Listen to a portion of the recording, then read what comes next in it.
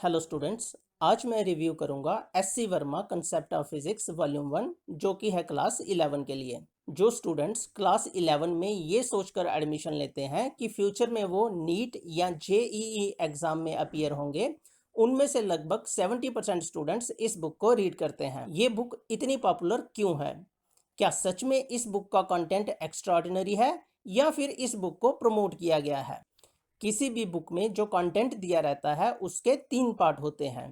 Theory, theory के बाद examples और प्रैक्टिस एक्सरसाइज।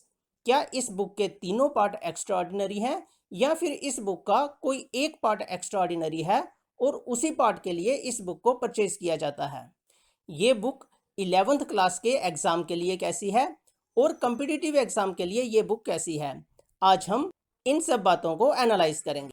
इस बुक के हर एक चैप्टर में सबसे पहले हमें थ्योरी दी गई है, थ्योरी के बाद हमें सॉल्व्ड एग्जांपल्स दी गई हैं और उसके बाद प्रैक्टिस एक्सरसाइज दी गई है।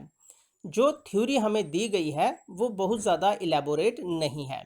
थ्योरी की लैंग्वेज एवरेज है, बहुत ज़्यादा इजी भी नहीं है, इसलिए कुछ स्टूडेंट्स को ये बुक डिफ़िकल्ट लगती है।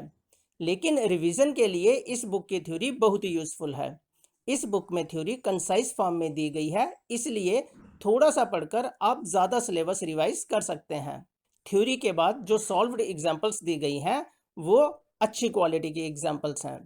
इसके बाद एक्सरसाइज दी गई है।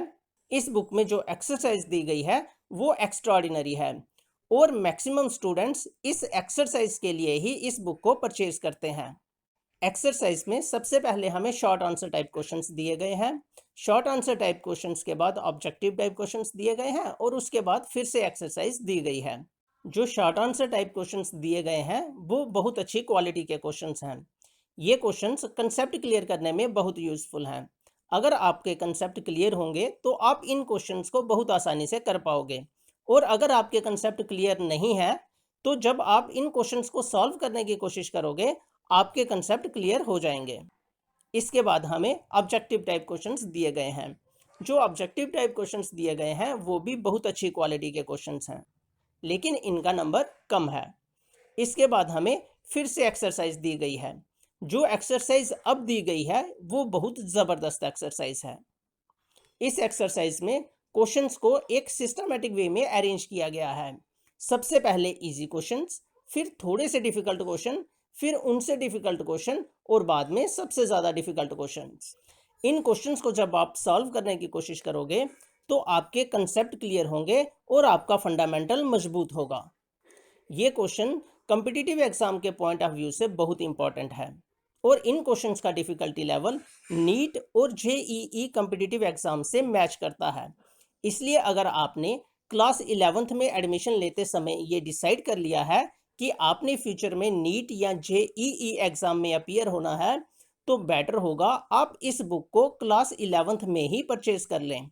जब आप कोई भी चैप्टर अंडरस्टैंड करें, चाहे वो स्कूल में करें, ट्यूशन में करें या इस बुक को रीड करके करें या फिर किसी और बुक को रीड करके करें, आपने SC Verma concept of physics book के एक्सरसाइज वाले क्वेश्चन ज़रूर लगाने हैं। ऐसा करने से आपके फंडामेंटल डेवलप होंगे और आपके कंसेप्ट बिल्कुल क्लियर हो जाएंगे।